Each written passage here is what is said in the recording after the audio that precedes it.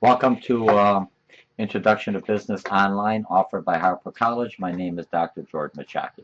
This week we're going to be starting week 12 on chapter 17, accounting.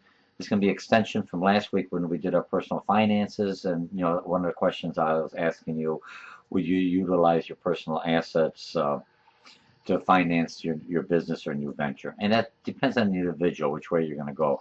I would most likely not recommend that, because if the business goes under, like 1 out of 5 businesses or new ventures don't succeed, or something happens, then they take away your personal assets. And I have friends who utilize that. The collateral is good money when the economy is strong, and now the business can't sustain it, so they're going after their house. They lost their house, everything else. Now they're in an apartment. Big shot. Instead of keeping those two areas of your life separate, if you possibly can. Remember, you're the one in charge. You're the manager. You're an entrepreneur. You're the risk taker. So you have to decide how you're going to make the money work. Now, this chapter here, what you're going to be doing on this week, chapter 17, again, you're going to have the quick YouTube that you're watching now. There's going to be an updated one. I may leave that one here. It just talks about chapter 17 without any kind of concept map. And then you're going to have another chapter 17 that has a conceptual map. I included here one YouTube, about 10 minutes, strictly on accounting, to go in from Accounting 101 course that was taken from another instructor. And if I'm looking at this class here, look at this and it'll walk you through visually so you could see. And then look at my concept maps. Because this, when I'm teaching accounting or talking from accounting, I'm looking at an overview. Remember, all the chapters you're doing here is an overview. So you conceptually understand how all the parts operate, what they look like. I'm not going into very much detail, but those of you going forward, you should at least see the accounting. Okay, so we have this. Then you're going to have the overview printed out. You only have one chapter. You're doing well. You're chapter 12. I think we only have like 4 more weeks and this course is over with. Start working on your feasibility paper. You should be at least 25 to 35% already done. If you haven't, you're falling behind. You're going to have other classes. There's going to be a lot of restriction. It's going to be a lot of forces on your time if you have other 3 or 4 classes and papers are due, so you won't be able to do justice to your feasibility. So start doing it now, and then when it comes to the end, all you have is just to massage it, just to make it flow right. Okay, so you have the overview. You're going to have one connect worth 20 points. It's not a Learn Smart, it's a regular connect, and I think this one I did more like a presentation style, so you have a better understanding. Remember, accounting is not an easy chapter.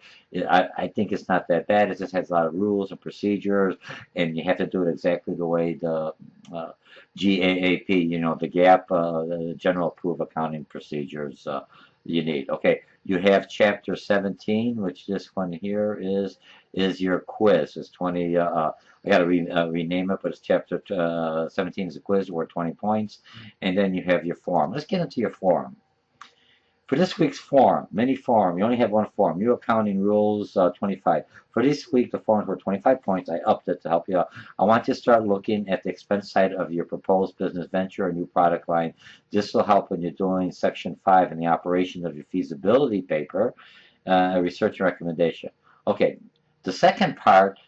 What are some, so you're looking at this one, state your business, always state your business in there so people have an idea. Someplace when you're doing your subject area, I'm a hot dog saying you have to have real, you'll just say my business this. So when I'm looking at the accounting and looking at the information, does it make sense? Okay. Several weeks ago, let's see, add these to your total. Okay. From several weeks, you provided me a general revenue sales by stating how many customers you anticipated and the average purchase price for each will be during the same period of time that you're measuring the total operating spend. Now subtract these two and see your monthly income statement. So what you're going to be doing is creating an anticipated income statement. If I get a promotion, and they say, George, you're going to get a 10% promotion or $10,000 over the next year. In my mind, I'm already, oh, $10,000. Government gets 33%, so now out of that 10,000, I get 7,000. What am I going to do with it? Where am I going to invest it? And that's what you're looking at. Is this right? Are your revenues higher than your expenses? Or are your expenses higher than your revenue? What if it's in reverse? What I'm making more, so my expenses are higher. Make sure you look at this. Think this through. I'm looking at your feasibility. Look at what I think I'm going to get so many customers in. Now look at the expense. The book does a real nice job showing you the expense side. And you're estimating. Don't worry about the rent. What's my rent? If you figure most rents are $700, 700 to $2,000 to $1,000, split it in between. Say my rent for my operation is going to be $700, and here's how much my employee costs. Come up with my electricity costs, my cost of goods sold. I mean, right now you're going to be at the beginning. You have no cost of goods sold, but you got to buy that inventory. So you're kind of looking at it. How much is going to be my expenses? How much customers are going to sell? And then now, if I have more, my cost is going to be, if I have more expenses than revenue, I either got to have to increase my revenue as a better marketing plan, or I have to look at the expense side. Or remember, that's a managerial accounting that we talked that you read in the book. Okay, and do you feel your pricing is right? It should be increased or decreased. Suggest or recommend what other expenses that the individual in the form might have forgot or could reduce at the expense side. Alternatively, you may want to recommend a higher cost per unit for the product service. Remember, you're building everything else. There's a feasibility. You're going to move out someplace. How much money could I afford? How much is my revenue? That's how many customers are coming in at an average price. And in what kind of building? I may not be able to afford to be in a mall. I may have to go to a strip mall because the cost for a mall will be way too expensive. How do I find some of the costs? Look at the mall, Gurney Mills. I want to do open up a business. What's the average cost for a business per square foot?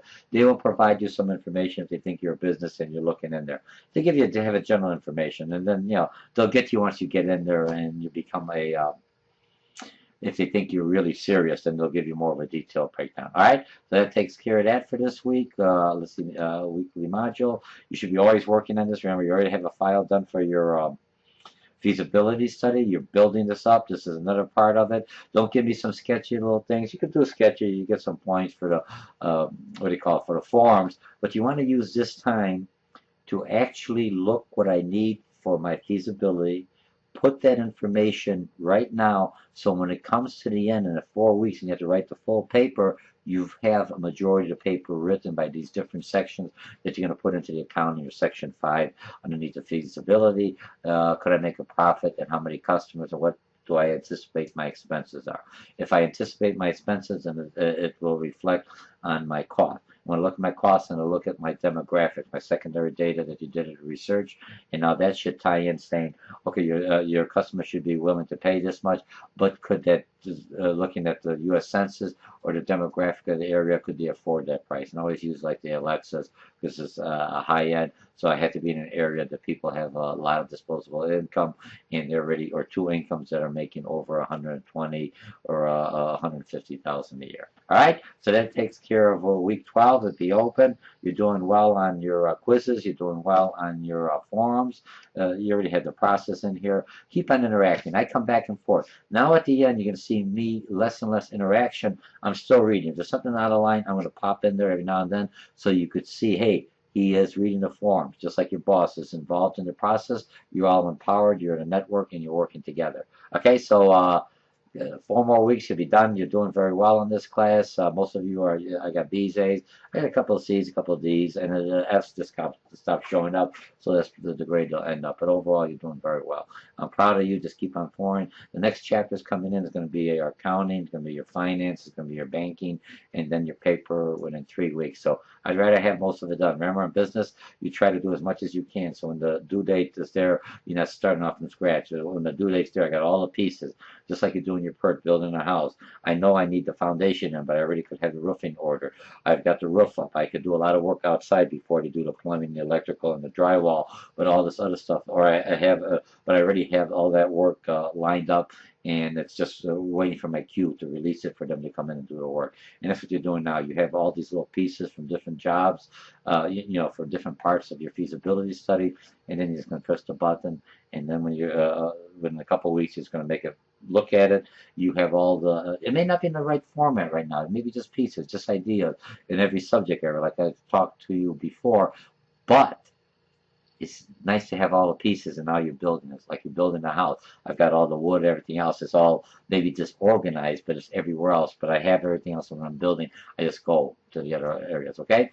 So we'll see you in the forum, and this is going to be an interesting forum. Remember, the subject area, make your first post by Tuesday. Start responding to everything else here. Help other people out. And remember, the forums are closed. You're not going to get any of this information just like in business. I want you to start cut and paste and save the information with students are telling you that is applicable to your business, that you say, hey, I like this, I could utilize, save some of the links, and you should be pretty good.